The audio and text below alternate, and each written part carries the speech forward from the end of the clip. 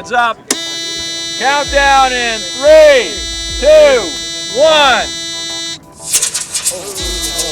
Oh no. I encourage the kids to fail, and it's safe to fail, and that's actually one of our mottos is failure is an option.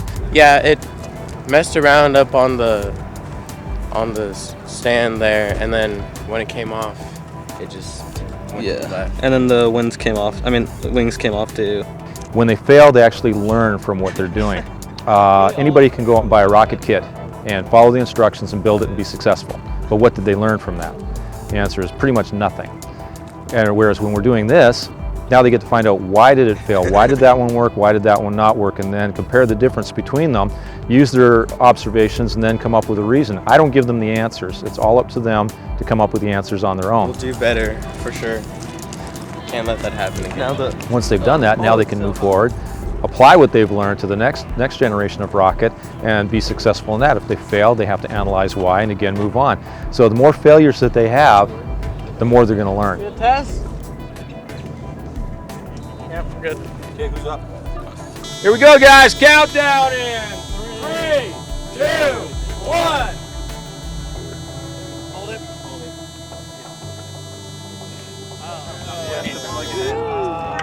it. Kids are worried about their grades. In this class, it's not really a concern. That's not where their grades are generated from. And so as a result, they feel completely safe to be able to go out there and do that.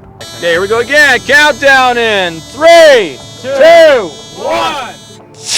And in terms of engagement, they talk about 80% engagement. I pretty much get almost 100% engagement on all of these, as you can see watching the kids do it. They actually have to take what they've learned, the math, the science, and apply it. If they didn't learn it, they can't apply it. A little disappointed. What do you think happened? Maybe just a wing fell off, came off.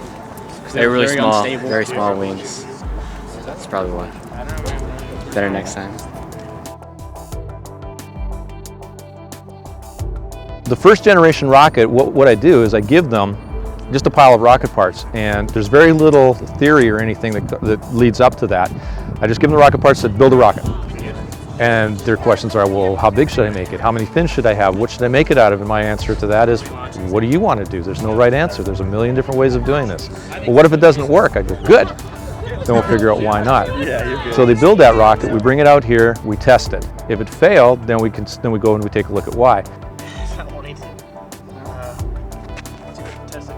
You test it? Yeah. Okay. Countdown in 3, 2, 1. Look at that. Perfect. Perfect deployment. Oh my God, it's going to land right by the launch pad. Are you kidding me? No way. It gives us a really good chance to learn about failure and how it can really help us in the process of designing, how it's not all about success, it's more about failure. And the very first rocket we didn't use RockSim or anything like that. We just went through what we thought would be best, and even if it wasn't, it taught us a really good lesson. In the classroom, we teach the theory, but then they have to take that theory and apply it right away. One of our other mottos is, less of me and more of you is a good thing.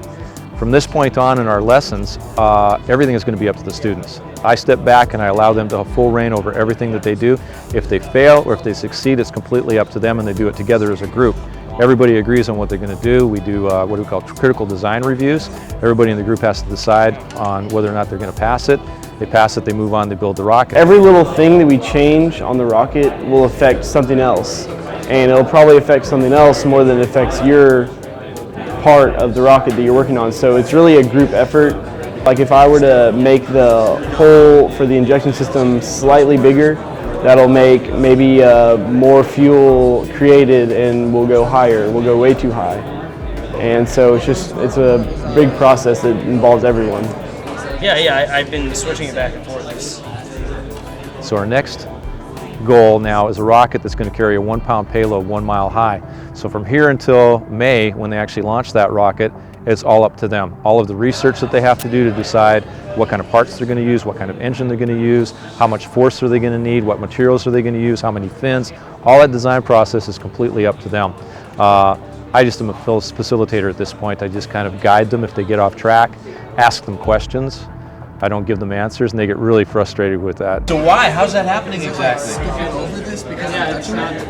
That's transmitting it. Because this isn't taking as much energy out, going and through this here. is putting more in. So instead of going through here, it's just going around. That's through right. the cables and going. My favorite thing is, well, that's a really interesting problem. How are you going to solve it? And they go, you're not going to tell me? Never. And at first they get mad, but later on they get comfortable with it, and they don't even bother asking the questions anymore. They just go ahead and search for the answers, and it's such a great process to be a part of. Be aware, be ready for it. It's got very small fins. Okay, you guys ready? Here we go. Everybody get set. Countdown in 3, 2, 1.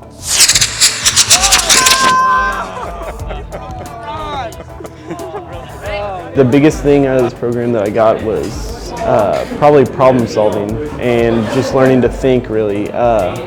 It's not so much about the rocket, it's about what goes into the rocket, team building exercises and stuff like that. It's really not the fabrication, it's the experience that you get from working with others and having to compromise and make decisions and stuff. Stepping back and watching the process is magic. It's just so much fun to see them do it on their own. 3, 2, 1. Yes! Oh my God! You guys go. Yes! I love what I get to do. It's so much fun in the classroom. The kids love it, and I just feel so lucky that I get to do this.